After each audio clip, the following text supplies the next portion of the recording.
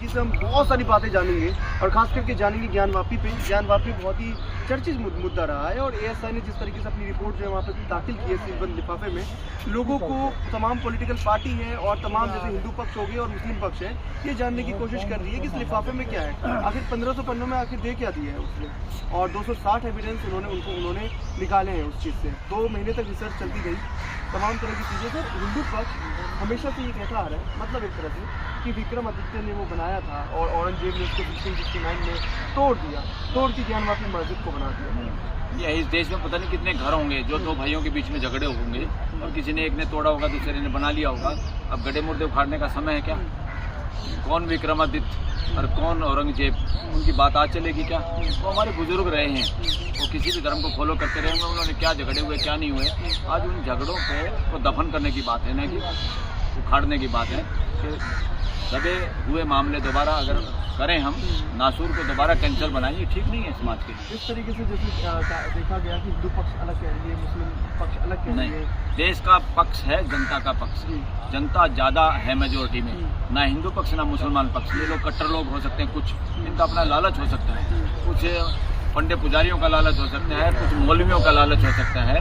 देश की जनता का लालच नहीं है इसमें। देश की जनता भली जनता है, देश की जनता शांति चाहती है, देश की जनता गड्ढे मुर्दे उखाड़ना नहीं चाहती। गड्ढे मुर्दे उखाड़ने पॉलिटिशियन या जिनका लालच है, स्वार्थ है, वो लोग इन बातों को बार बार पूरे देने की कोशिश कर रहे हैं। कोर्ट के फैसले को आप कैसे देख रहे हो, किस तरीके से मान रहे हो? तो कोर्ट का भी फैसला आया था इसको लेकर कौन सा सर, अभी जो रिपोर्ट जैसे दर्ज की गई?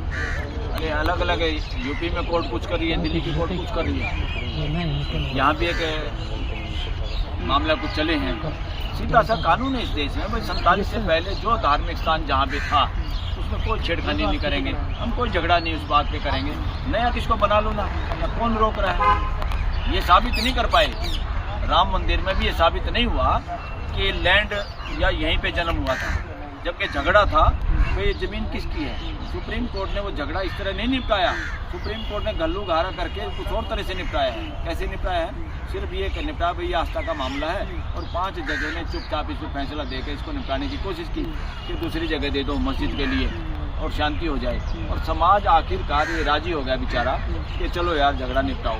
नहीं, बच्चे हिंदू के बच्चे हों मुसलमान के बच्चे हों, सबको अपने बच्चों का भविष्य प्यारा, अपने बच्चे प्यारे हैं। इन दोनों के बीच में झगड़ा ना हो। हमारी वजह से, हमारे कुकर्त्यों की वजह से हमारे बच्चे एक दूसरे के साथ झगड़े, एक भाई दूसरे भाई के साथ इसलिए झगड़े कि इसमें सिर्फ धर्म दूसरा है। इस देश के 40 करोड़ लोग आपस में सिर्फ इसलिए झगड़े कि 2 स्वार्थी लोगों को राजा बनने की लड़ाई थी और जनता उसमें शामिल होकर झगड़ा करें। ऐसा नहीं, दिस इज नॉनसेंस।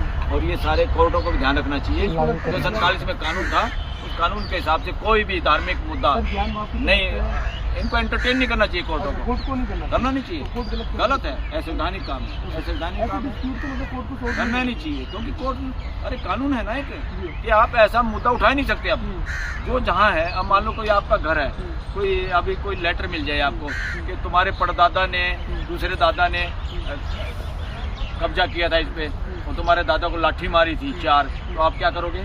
अब उस कागज को लेकर कोर्ट में जाओगे। ऐसे बहुत सारे मामले हैं। दिल्ली के लोगों की लैंड एक्वायर हुई और जिसमें देश की राजधानी बनी, राष्ट्रपति भवन भी बना हुआ, उस देश के काफ़ी फार्मरों का कंपनसेशन नहीं मिला। अंग्रेजों ने तोप लगा दी थी, लोग डर के मारे रात को भागे थे। उन लोगों ने कंपनसेशन की एप्लीकेशन लगाई दिल्ली हाई कोर्ट में कि जी हमारे पैसे तो दिलवा दो, राष्ट्रपति भवन यही है और कुछ ज़मीन अनयूज्ड है। उस कानून में लिखा हुआ था अनयूज्ड ज़मीन वापस फार्मरों को जाएगी। उन फार्मरों की फाइल ऐसे फेंक दी हाई कोर्ट ने, और ये तो बहुत पुराना मामला है। जिसकी ज़मीन चली गई उसको कंपनसेशन देने में कोर्टें चुप, उनकी फाइल फेंकती है। और धर्म की फाइल और मंदिर मस्जिद की फाइल ये एंटरटेन करते हैं। ये गलत है, ये अन्याय है और कोर्टें इस तरह के मामलों में इंटरेस्ट ले रही है। ये कहीं एक पक्ष का सामना करिए, देश के लिए हित में नहीं है, मानवता के लिए हित में नहीं है, हमारे देश के साथ धोखा है।